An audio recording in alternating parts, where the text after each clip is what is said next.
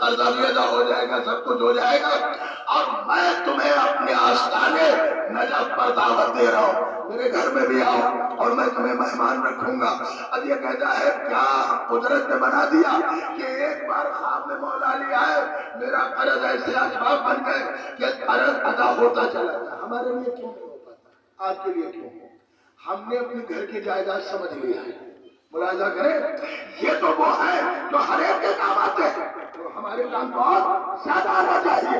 عزیزوں میں دلیل دے رہا ہوں، اب یہ کہتا ہے کہ میرا جب سب قرضہ ادا ہو گیا تو میں نجف گیا، مگر جب نجف گیا تو میں نے دیکھا لاکھوں کی بھیڑ، میں نے وہیں سے وہ فارسی کا ترجمہ کرا تھا، مولا میں آ نہیں سکتا، میں دل کا مریض ہوں، دوائیاں کھاتا ہوں، بھیڑ سے مجھے الجھانا ہے، اگر آپ مجھے بلایا اپنے، میں آ گیا، میں نے دہلیز چوم لی، بس میرے لیے اتنا، میں اتنی بھیڑ میں آپ کی قبر تک نہیں آ سکتا، یعنی مجھے معاف کر دیجئے گا، یعنی اب آپ کوئی ذریعہ ایسا نکال دیں کہ میں آپ تک پوری توجہ پہنچ جاؤں۔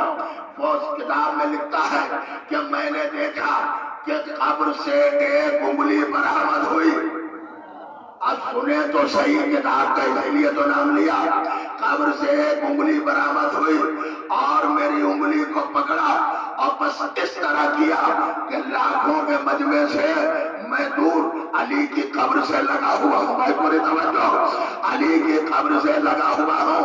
اب تو آپ سمجھ گئے، اما جب علی کے ایک انگلی کی کرامات یہ ہے تو اگر خیبر میں دو انگلی علی کی ہو جائے، صلوات پڑھیں محمد علیہ محمد۔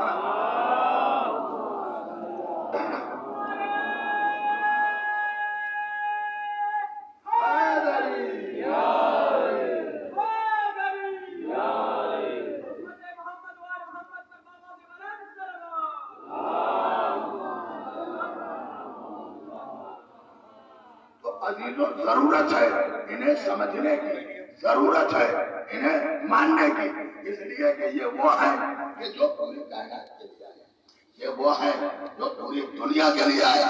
میں تو ہی طرح ایک اور صلوات پڑھ دیں محمد آل محمد،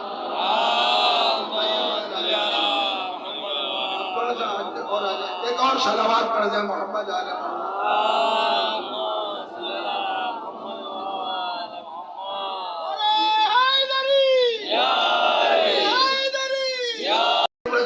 ان کے مقابلے میں دنیا کا کوئی آدمی اس طرح مدد کے لیے پیدا ہی نہیں کیا اللہ نے۔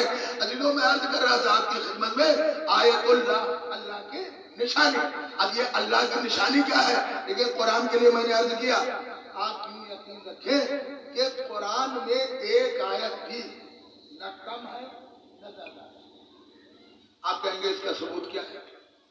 اگر قرآن میں ایک آیت بھی پڑھی ہوئی ہوتی معاذ اللہ یا زیادہ ہوتی، تو جب واقعہ کربلا پیش آیا، امام حسین کے آپ خطبات دیکھیں، پوری کتابیں پڑھیں، ہر قدم تو کہیں تو امام حسین علیہ السلام یہ کہتے ہیں کہ یہ یزید نے اپنے آتنکواد کو بڑھاوا دینے کے لیے قرآن کی آیتوں میں اضافہ کیا ہے۔ ملاحظہ کریں، یہ امام حسین کہہ سکتے تھے، مگر آپ نے یہ نہیں فرمایا۔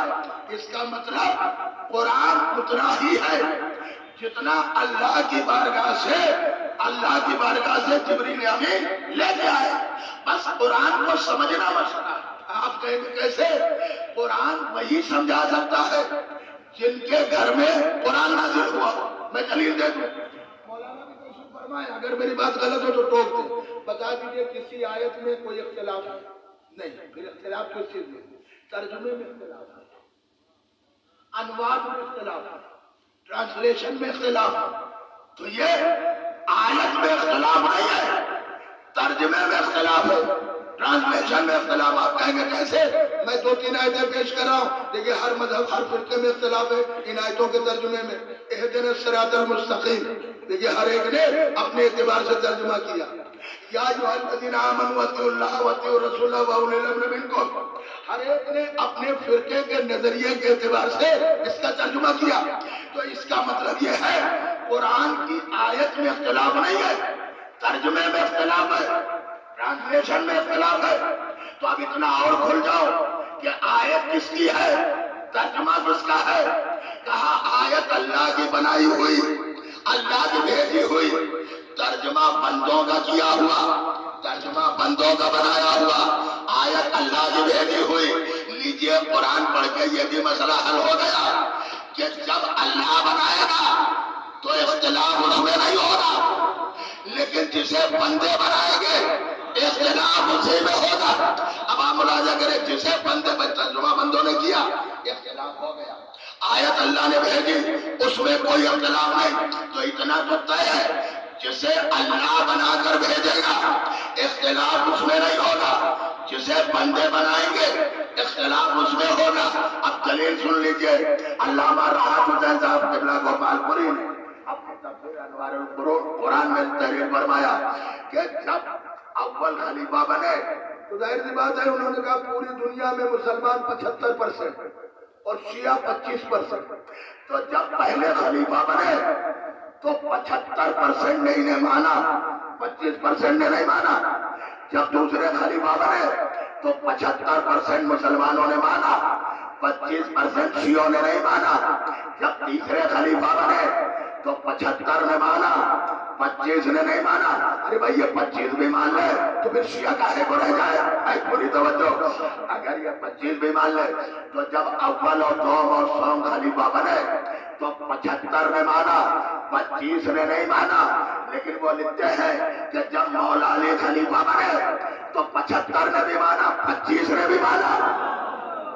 صلوات پڑھیں محمد علی محمد۔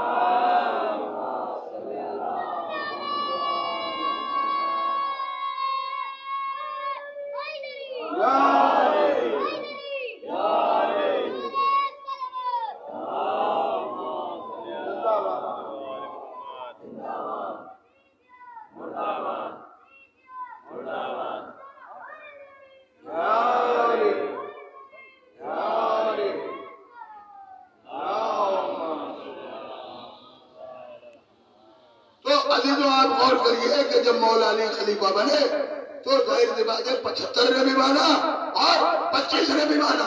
اچھا قرآن کیا کہہ رہا ہے کہ ہماری آیتوں پر جو ایمان لا چکے ہیں، اللہ نے کتنی چیزوں کو آیتیں کہا ہے۔ آپ دیکھیے خانہ کعبہ کو اللہ نے اپنی آیت کہا، یہ کیا ہے؟ اچھا دیکھیے اللہ نے کعبے کو بنوایا کس سے؟ بنوایا ہے جناب ابراہیم، اور میں پوری ذمہ داری سے عرض کروں، میں جواب دوں گا۔ تو گھر اللہ کیسے ہیں؟ ویسے ہر مسجد اللہ کا گھر ہے، لیکن جن کی طرف رخ کر کے سجدہ ہوا وہ دو گھر ہیں، ایک ہے بیت المقدس اور دوسرے ہے خانہ کعبہ۔ یہ بھی 2 نبیوں نے بنایا، وہ بھی 2 نبیوں نے بنایا۔ اسے ابراہیم اور اسماعیل نے بنایا، اس کا نام کعبہ پڑا۔ اسے جناب داؤد اور سلیمان نے بنایا، اسے بیت المقدس کہا گیا۔ اب پھر میں عرض کر رہا ہوں، اس میں اللہ نے شرط نہیں لگائی۔ آپ پڑھ لیجئے قرآن کی تفسیر، پڑھ لیجئے تاریخ۔ ابراہیم اور اسماعیل سے جو اللہ نے کہا تو یہ شرط لگائی کہ کسی غیر معصوم کا بنانے میں ہاتھ بھی نہ لگے۔ میں یہ عرض کر رہا ہوں، لیکن جب بیت المقدس جناب داؤد نے بنیاد ڈال دی اور سلیمان نے بنوایا تو ان دونوں نبیوں نے نہیں بنایا، معمار اور مزدور لگائے تھے، خالی انتظامیہ میں تھے۔ وہاں مزدوروں نے گھر بنایا، وہاں معماروں نے گھر بنایا، یہاں صرف ابراہیم اور اسماعیل نے گھر بنایا۔ یا اللہ وہاں لوگوں کے ہاتھ لگے، سجدہ تو ادھر بھی ہو رہا ہے اور سجدہ ادھر بھی ہونا ہے، اس میں مسئلہ کیا ہے؟ کہاں وہاں مریم کو رہنا ہے، کیا سن رہے ہو؟ وہاں مریم کو رہنا ہے، عیسیٰ کو پیدا نہیں ہونا ہے۔ یہاں بنت اسد کو رہنا بھی ہے، علی کو پیدا بھی ہونا ہے، یہاں علی کو پیدا بھی ہونا ہے۔ اب دلیل سنیے، ہم تو یہی کہتے ہیں کہ صاحب مریم کو نکالا گیا، کیوں؟ اگر مریم کو نکالا جاتا تو 13-14 برس مریم کو ان کی وجہ سے نہیں نکالا گیا، مریم کو جو نکالا گیا تو عیسیٰ کی وجہ سے نکالا گیا۔ کیوں؟ اس لیے کہ اگر عیسیٰ پیدا ہو گئے اللہ کے گھر میں تو عیسائیوں کو دلیل مل جائے گی. ایسا کریں، ایک تو دلیل وہ رکھتے ہیں کہ ان کے باپ نہیں ہے لہذا وہ اللہ میاں کے بیٹے ہیں، اور اگر میرے گھر میں پیدا ہو گئے تو دوسری دلیل مل جائے گی کہ آپ بتائیے اللہ میاں کے بیٹے نہیں تھے تو اللہ کے گھر کیسے پیدا ہوئے؟ تو اگر عیسیٰ میرے گھر میں پیدا ہو گئے تو عیسائیوں کو دلیل مل جائے گی. تو میں نے مریم کو جو تھوڑی دیر کے لیے ہٹایا ہے تو مریم کی وجہ سے نہیں، عیسیٰ کی وجہ سے. کیا سن رہے ہیں؟ مریم کو جو ہٹایا ہے نکالا ہے تو مریم کی وجہ سے نہیں، عیسیٰ کی وجہ سے.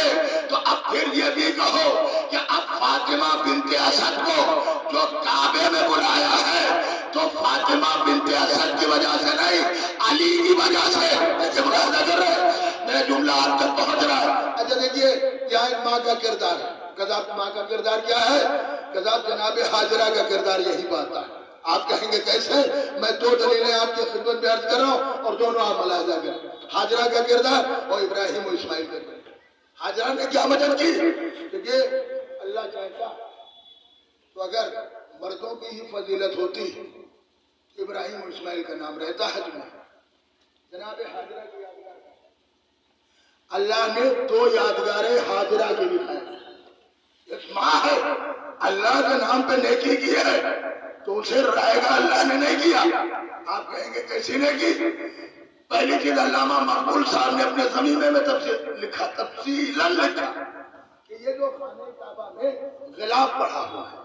اچھا ہمارے یہاں یہ پوچھا جاتا ہے، اکثر لوگ کہتے ہیں کہ صاحب اعتراض کرنا تمہارا کام ہے، تمہاری زندگی سے بھی گزر رہی ہے، تم اعتراض ہی کر سکتے ہو اور کیا کچھ نہیں. تو یہ کالا کپڑا جو پہنتے ہیں اور یہ تو ایسا ہے، یہ تو جہنمیوں والا، یہ تو فرعونیوں والا. تمہارا کام ہے صرف اعتراض کرنا.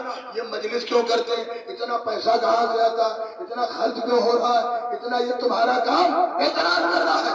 لیکن یہ جو تم نے کہا کہ کالا کپڑا یہ غم کے لیے پہنتے ہیں، خالی ہم کالا کپڑا غم کے لیے نہیں پہنتے. دیکھیں کالے لباس کے دو کانسیپٹ ہیں، یہ غم کا لباس بھی ہے اور ظالم کے خلاف احتجاج بھی ہے. ایسا کریں، ظالم کے خلاف احتجاج بھی ہے. ابھی آپ نے لکھیم پور میں نہیں دیکھا کیا ہو رہا ہے؟ کیا ہو گیا؟ کہ صاحب آئے تھے کسان اور انہیں منتریوں کو کالے جھنڈے دکھانا تھے اور کالے لباس دکھانا تھے، لہذا جو کچھ ہوا آپ کے سامنے.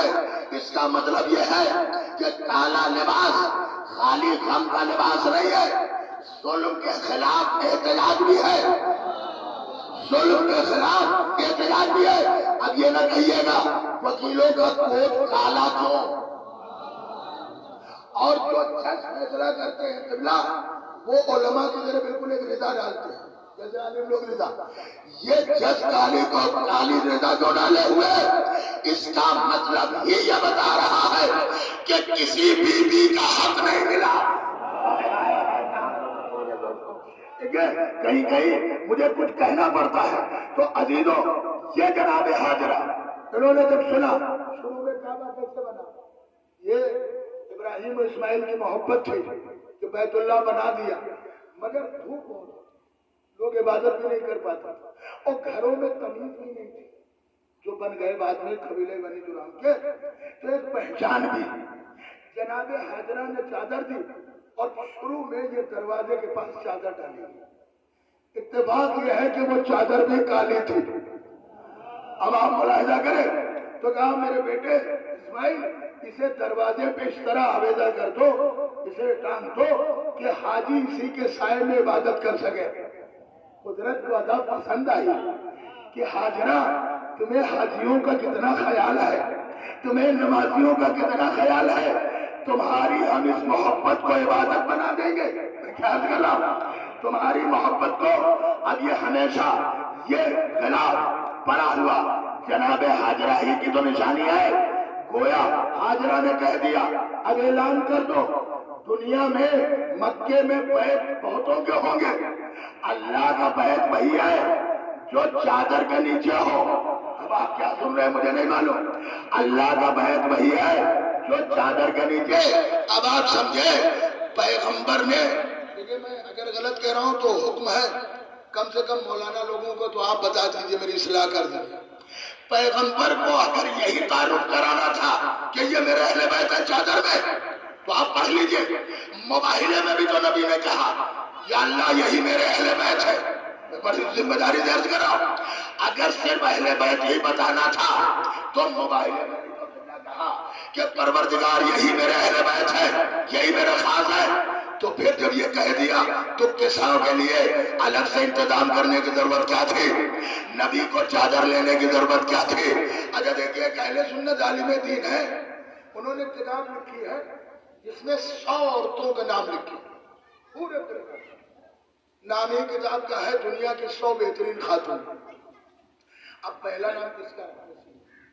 سیریل پہ پہلا نام آپ دیکھیں اس کتاب میں ہے، قاضی ثناء اللہ صاحب اس کے مصنف ہیں. تو انہوں نے کہا میں نے پہلا نام جناب فاطمہ زہرا صلوات اللہ علیہ. اب میں آپ سے پوچھ رہا ہوں، عقل کا تقاضا ہے، مسلمانوں تم لڑتے ہو کہ نبی کی 4 بیٹیاں تھیں، تو کم سے کم فاطمہ زہرا کے بعد نبی کی 3 بیٹیوں کا اور نام رکھا ہوتا. جب 100 عورتیں ہیں تو اب دوسرا نام کس کا رکھا؟ کہا دوسرا نام آپ پڑھ لیجئے کتاب، دوسرا نام جناب خدیجۃ الکبریٰ. دیکھیے فاطمہ زہرا کی صلوات پڑھیں محمد آل محمد.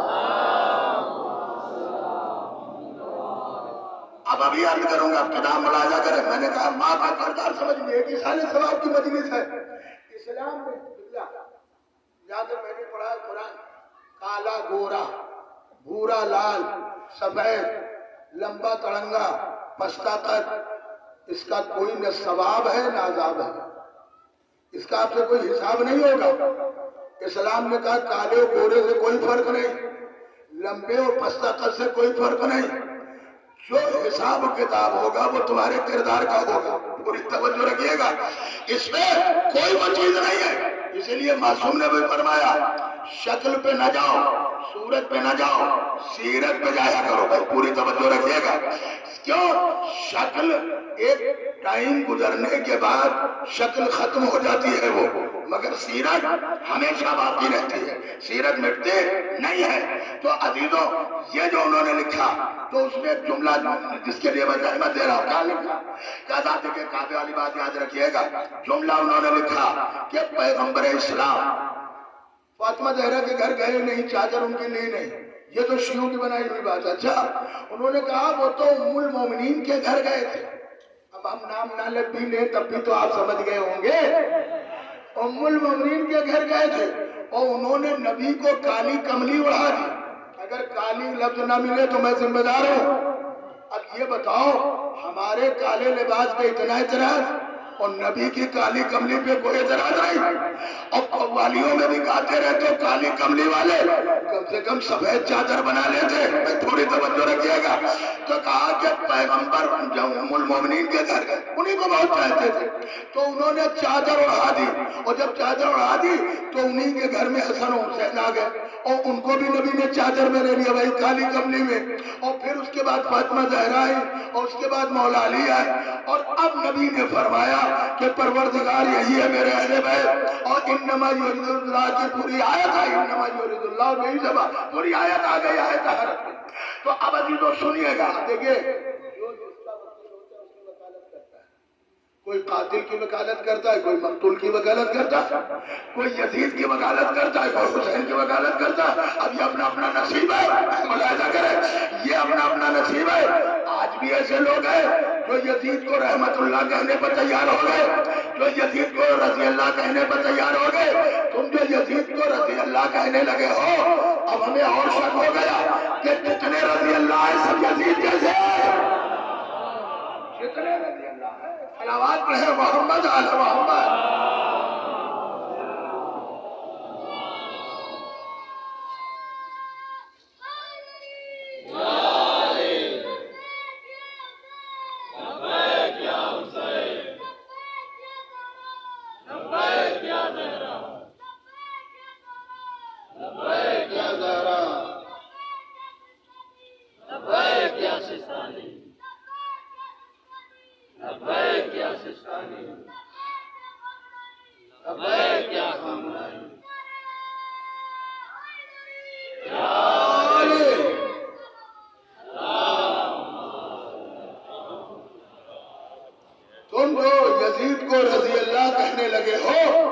ہمیں شک ہو گیا کہ یہ جو رضی اللہ والی فہرست ہے یہ سب یزید جیسے تو نہیں ہے. اچھا یہ بھی آپ کی خدمت میں عرض کر دوں کہ اللہ کے یہاں جو بنا دیا جاتا ہے وہ قیامت تک رہتا ہے، بدلتا نہیں ہے.